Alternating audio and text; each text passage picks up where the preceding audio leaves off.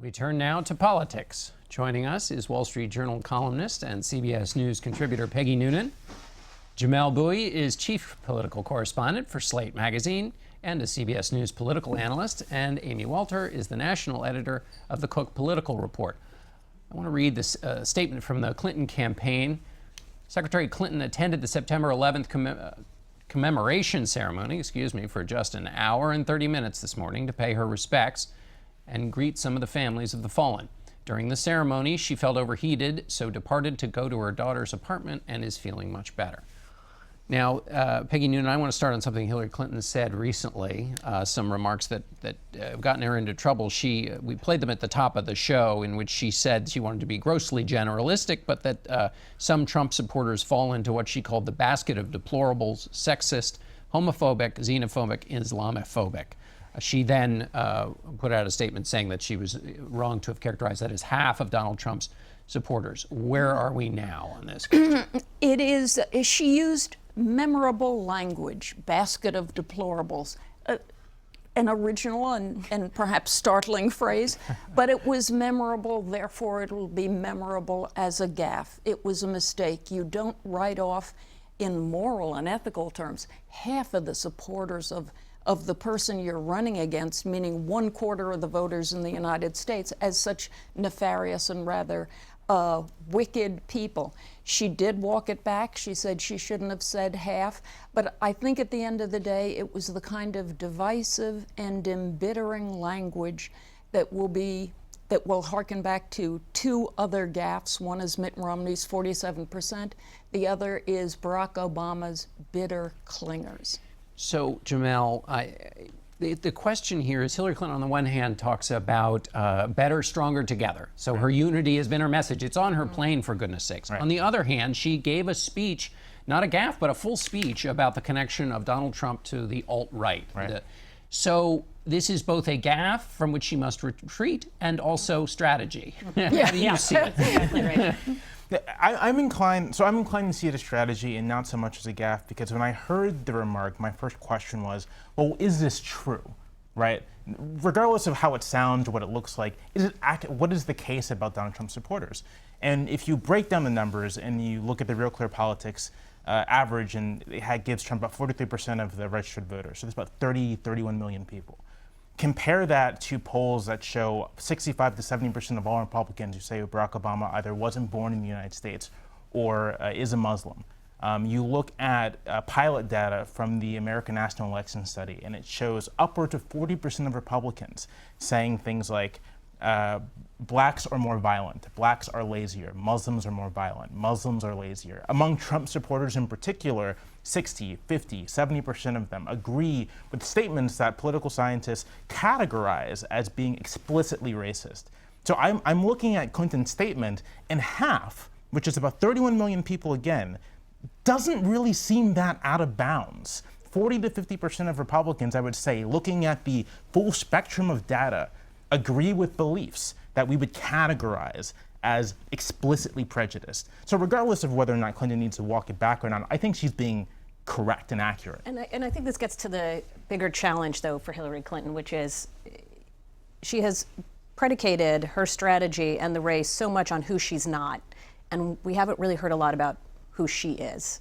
And so I know there's a Stronger Together is on the plane. I don't know what that means. What comes after Stronger Together? Right. What does that mean for me as an average American in terms of what my schools are going to look like, what my life is going to be, what the future is going to be?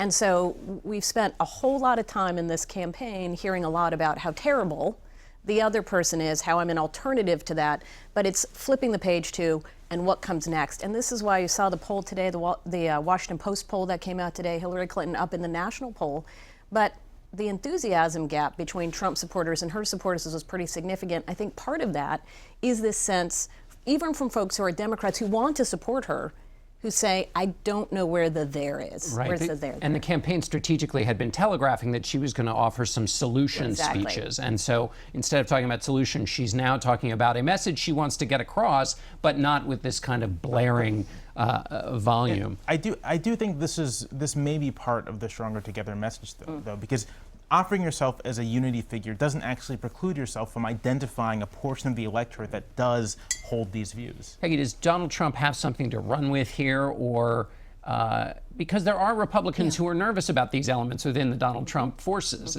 So Sure, look, there is an alt-right. We've all talked about it. But what I think is really going on in the race is that a lot of people, even after 25 years as a leader in the United States, a lot of people don't like or trust or feel approving of Hillary Clinton.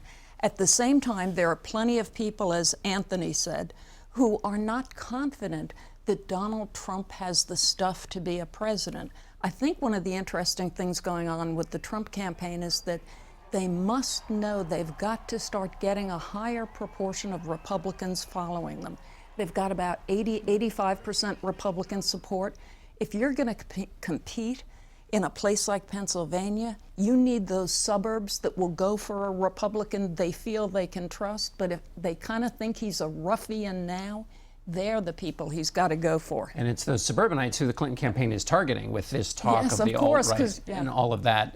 Amy, let me switch to the question of commander-in-chief. That was a part of the conversation this week. It seems pretty clear. Hillary Clinton is has the kind of experience and the knowledge about the various different countries. Donald Trump has a more improvisational approach. How do you think that sorts out with the voters? But I do think at the end of the day, this is where voters, their hesitancy translates into difficulty voting for Donald Trump.